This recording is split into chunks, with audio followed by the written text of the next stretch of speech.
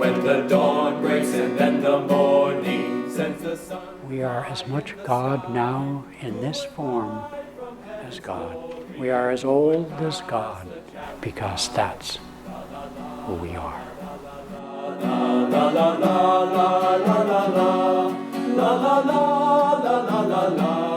Good morning, everyone. Today we have, after service, as we do once a year, what we call Spruce and Tidy, sometimes called Grubby Sunday. And so after we have refreshments and greet one another, those who'd like to stay and help clean and prepare for our honored guests next weekend, our spiritual directors worldwide, Nayaswami Jyotish and Devi, you're welcome to be with us. I want to make a special mention that at the beginning of that, we want to dedicate and bless the Temple of Trees, which is that tree right there where Christine Michoud and Janine Lopez, who just so lovingly, tirelessly have made the ground so beautiful, along with help from Jim Kent and John Hovard. We're greatly blessed in that way. A couple of weeks ago, 4 of us guys went off to Eastern Washington to commune with geology, as Padma put it. And, not everybody gets inspiration, but most of us, many of us do, from the fact that unlike here in Puget Sound, on that side of the mountain, they have stars. And at night, you can gaze up at the stars and just commune. It's just wonderful. And the massive floods and the volcanic eruptions of millions of years ago, and these gigantic 600 feet waves of water that repeatedly wash through the scablands there. I mean, it's just awe-inspiring for some. And, there's 2 kinds of people. You realize, of course, those who find those things awe-inspiring and those who prefer a cup of tea and a flower or something like that. And so when we talk about perfection is self-transcendence, what the heck is self-transcendence? There's also 2 kinds of spiritual paths. Both are valid and both ought to be combined, which is the via negativa and the via positiva. And that wasn't funny. That's just a fact. And I'm going to segue a little bit because I love this topic, and you're stuck here and you have to listen to me. And Jesus was sort of a Buddhist. I mean, he wasn't really a Buddhist, don't get me wrong, but he was very practical. He said, "Sufficient unto the day are the troubles thereof." In other words, chop wood, carry water. And he didn't talk that much about the transcendent state of the soul. He mentioned heaven, but he was a little oblique, let's face it. Even his disciples chastised him for all those crazy parables that they didn't understand. You can imagine the public didn't have a clue. And in fact, Jesus in the Bible admitted that they didn't have a clue. But he said, "I will teach you." And so he was very practical. But Paramhansa Yogananda endorsed Nicholas Notovich's story that he found in a monastery in western Tibet. And this is apparently generally known throughout India by those who know such things, that Jesus, in fact, in those 18 missing years that the apostles didn't dare try to insert their own narrative about, he went to India. It's well known by historians that trade with China and India was robust during the Roman Empire, silks and all these, and spices. It was a no-brainer. In fact, in the Buddhist tradition, when the Lama dies, they do what? They read the stars and the signs, and they travel to find the rebirth of the child. And the 3 wise men from the East, Yogananda was bold enough to say, were none other than his lineage of gurus. And so there's a lot we don't really know. But in that story, as in his life story in the Gospels, Jesus Christ did battle with the Brahmin priests who held sway over the population in terms of their religion. 1,000 or more years before that, Amenhotep that was the first pharaoh to also do battle with the priests and declare there was one God at the spiritual eye. In his case, he lost the battle. The priests were successful in overtaking him. But this tendency, this is the teaching of self-realization. This is the teaching that it's within you. The kingdom of heaven is within you, is his core teaching. And so in this history of self-transcendence, we have the way by which we strip ourselves. Buddha would not speak of the transcendent state. And for that, his teachings were rewarded with some of his followers who claimed to be atheists. He never said any such thing. But you see, that is one view, is to strip yourself of all ego activity, all self-seeking, all ego affirmation. And our founder, Swami Kriyananda, wrote a wonderful book, Sadhu Beware. And in it he gives counsel on how to live a life in such a way as to tone down, to dissolve the ego activity of me, me, me, me. Everything is me. But you know what? Everything is you. Because there isn't anything else but your consciousness. And so, at the same time, what Buddha experienced when he vowed under the Bodhi tree to unlock the key to suffering in life, that he was one with everything. But he wanted people to learn to chop wood and carry water, to take account for themselves, because the priestly class in those days and in Jesus' time as well, which came a few centuries later, held sway over people, committing them to rites and rituals and this and that. And yet, in the great teaching of Sanatana Dharma, in the Vedas, there came after Buddha the great Adi, the first Shankaracharya, the reformer of Hinduism, declaring, okay, God didn't have a long beard, but he wasn't no thing either. He was everything. You see, there are two paths, everything and no thing. And the truth is, in this age, when we're more open, after all, look what science tells us, the vastness of the universe, for example, which just makes us feel kind of like schmucks, what am I? But the universe, a master said, Yogananda said, the divine vision is center everywhere, circumference nowhere. I perceived, he said, that the center of the Empyrean was a point of intuitive perception in my heart. And so it is that transcendence is something that we can go within, and seclusion is the price of greatness.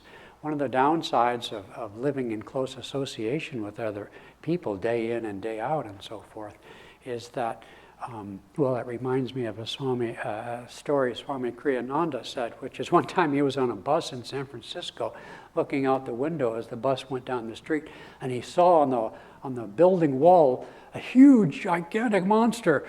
And he realized it was a fly on the window, and he was. And so, in close association with other people, we think of our little, squabbles and our little whatevers as being huge. When in the vast universe of things like those giant geological things, it's nothing. On one of our walks up Steamboat Rock, which is this, it's just incredible to see this stuff. But Bruce was our guide, and Rick. We climbed up this 800-foot rock, and it was a lot of shale, and it wasn't that easy to do, more difficult to come down. But at one point we came around this giant rock, and you look down about 800 feet, into a crack in the thing. And it was all loose shale. I mean, one false slip and, you were diving 800 feet down. with predictable results. And some people just don't want to look at the abyss. You know, when you close your eyes and you become still, and the little self fades into the background, what is left? Nothing. Don't think that isn't scary, at least not to the ego. The ego says, oh, never mind, I'll take a rain check on that. Let's have a cup of tea. And so most people are not ready to face the abyss of what is asked for us to give it all back to the only reality there is. And so it is we work on other things. Love your neighbor as yourself. Love those who don't like you. This is the way in which Jesus was so practical. He was, as I like to say, a Buddhist monk. You know, chop wood, carry water, do this, do that, and by degrees, you'll eventually transcend those self-preoccupations of whether people like you or don't like you, or more importantly, whether you like them or don't like them. That's probably more important. But we get there step by step, but in a way, and in a very specific way, Yoganandaji gave us both. To his close disciples, to those who really were willing to do the hard work of ego transcendence, he gave them correction. And you know, Jesus gives us a litmus test, as does Swami in his book, Sadhu Beware. And I've said this often. We had a satsang Padmanai with members in India the other morning. A few of you attend. Thank you for coming. But it was quite early in the morning. And a litmus test for where you are spiritually is the degree to which you can accept calmly correction, real or imagined. Swami Sri Yukteswar, who is quite a martinet, as most of you know, very, very stern in his discipline, would say, when you are corrected, you can say, well, you might be right. And then put it aside, because you don't want to be telling your faults to every Tom, Dick, and Harry, as we used to say back in the 50s, because they'll just use it against you. But you can say, maybe you're right. And then you can see in your own self, maybe they're right. Maybe there's something you can do to change. Fact is, most people are wrong most of the time. I remember in college, one of my spiritual awakening, something or other that came to me without seeking it, was I realized, I went through this little mental exercise where no matter who I met, no matter what they said, and you know, in college you study all these stupid philosophies and, you know, all this stuff. And anyway, so I went through this process of putting myself into each person, into everything that I maybe read and became that.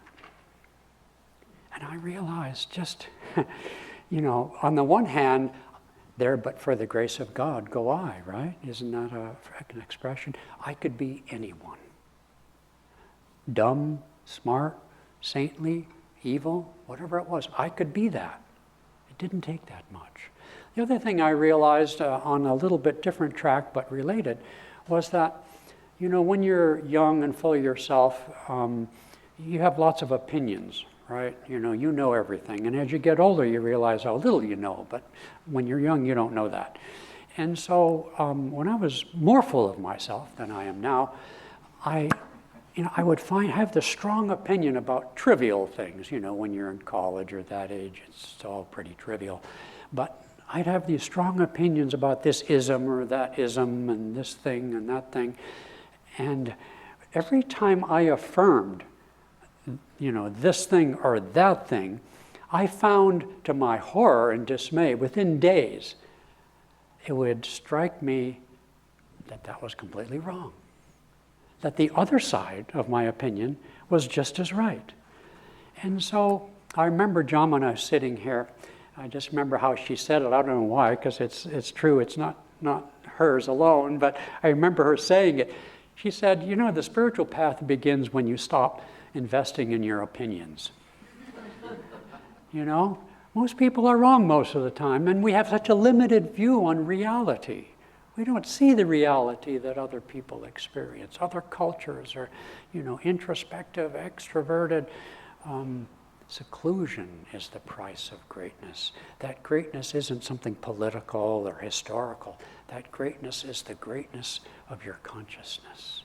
Because when you strip away all the preoccupations of the little self, even for a day, what to mention of maybe a week, 2 weeks, you rest in the Spirit. You become calm. You strip away all that stuff. And you feel the greatness of your spirit. This is what we do, we have the opportunity to do, even briefly in meditation. You know what's interesting about meditation is it's not really the length of time that you meditate. It's the depth of the clarity and calmness of your heart and of your mind. In one moment, you can be transported into that transcendent state out of which we have all come. That transcendent state that promises our immortality, that promises our satisfaction, our joy, all that we are. Like the musk deer that runs around chasing the very odor in his own pouch, but doesn't find it. We go chasing it everywhere through many incarnations. And so this transcendent state is something that has to be step by step. And this is so much why I find so practical, especially the Gospel of Matthew, chapter 5, out of which we read today. He gives so many insights, indicating that it's our consciousness, not what we do. If we desire something or somebody, it starts in the mind. And that's the most important thing. It's all about our consciousness. And to turn the searchlight of our senses, to turn the searchlight of our seeking inward towards the inner light, which at first is quite dark. That's the abyss we have to face. We can't get there without facing the possibility, the very real possibility of our own annihilation. Like St. Anthony in the desert, who faced that. And then when he passed the test by keeping his faith, holding to the darkness that threatened him, or so he thought, out of that darkness came the light of Christ, saying, Anthony, I was always with you. We are as much God now in this form as God. We are as old as God because that's who we are.